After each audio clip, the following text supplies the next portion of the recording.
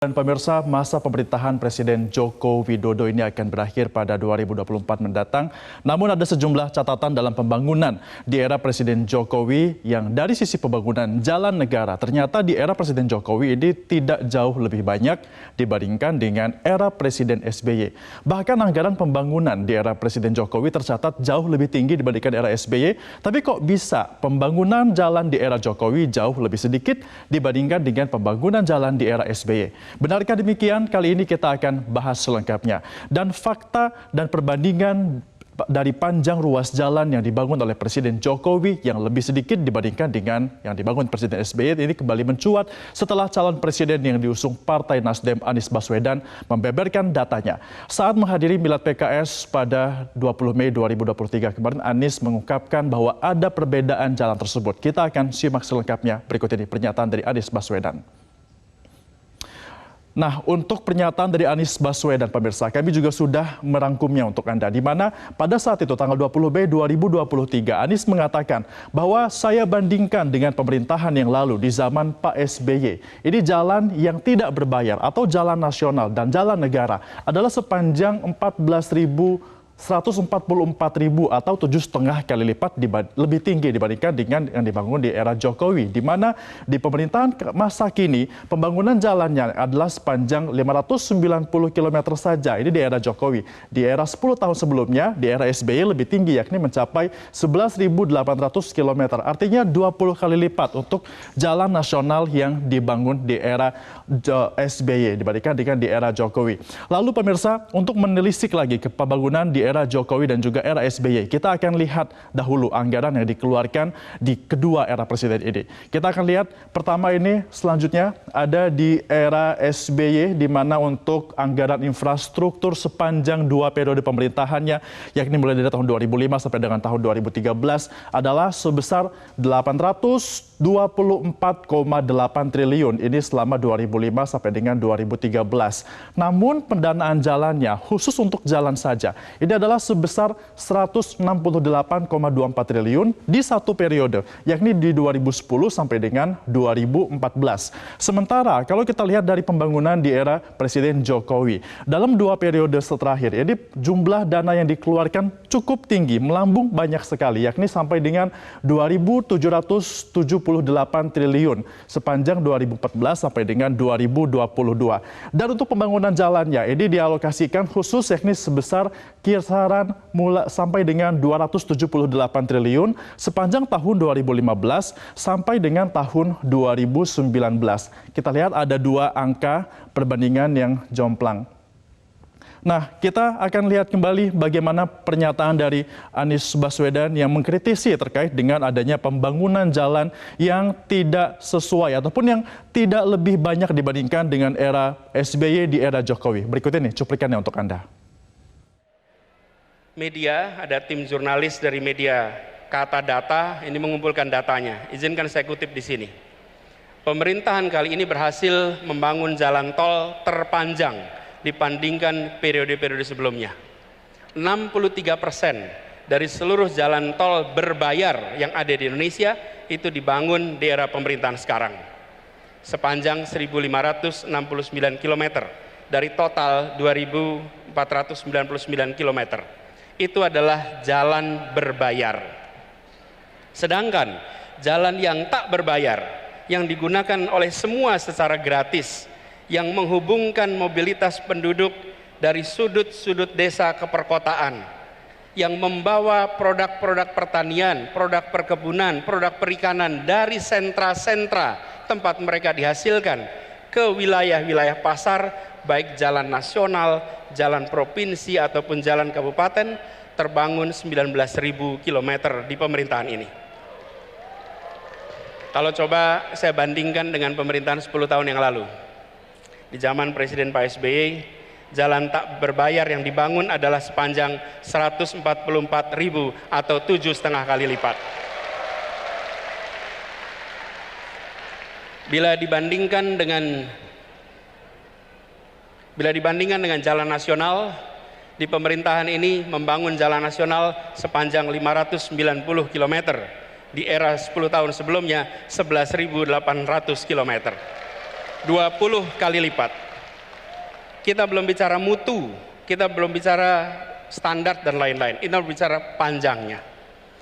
Kedua infrastruktur ini jelas diperlukan sama-sama, tapi yang perlu kita perhatikan di sini adalah bahwa keberpihakan ketika bicara institusi ekonomi memberikan kesetaraan kesempatan kepada semuanya.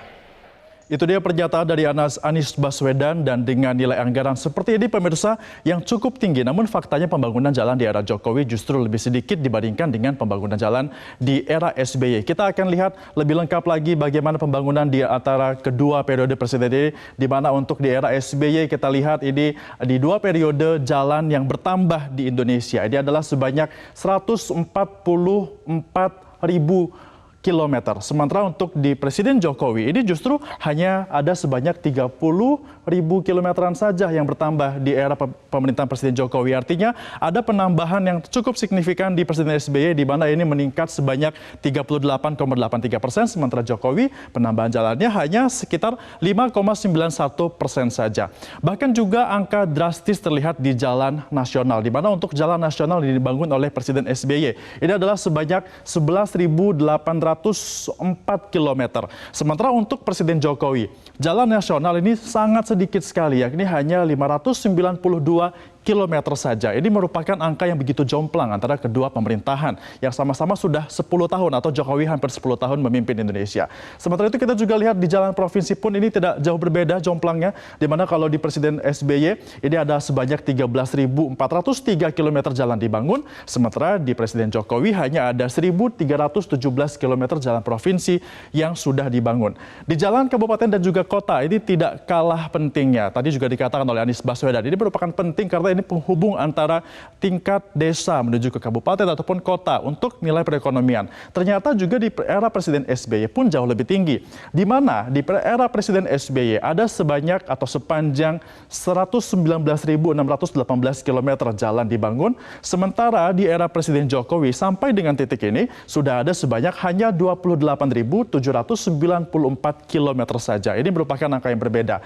Tapi kalau misalnya bicara keunggulan, kita lihat ini sebenarnya Presiden SBY di era ini lebih menang telak unggul dibandingkan Presiden Jokowi.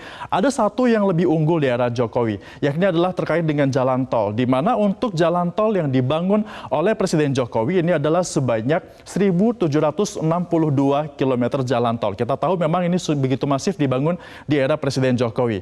Dan di era Presiden SBY ini jalan tol dibangun hanya sepanjang 189 km saja. Dan banyaknya dari jalan tol yang dibangun oleh Presiden Jokowi ini adalah mencakup 63% dari jumlah total jalan tol yang ada di Indonesia. Artinya ini ada perbedaan yang mencolok, tapi hanya di jalan tol saja. Dan sedikitnya pemirsa, pembangunan jalan nasional dan juga hanya berfokus pada pembangunan tol yang notabene ini merupakan jalan berbayar saja.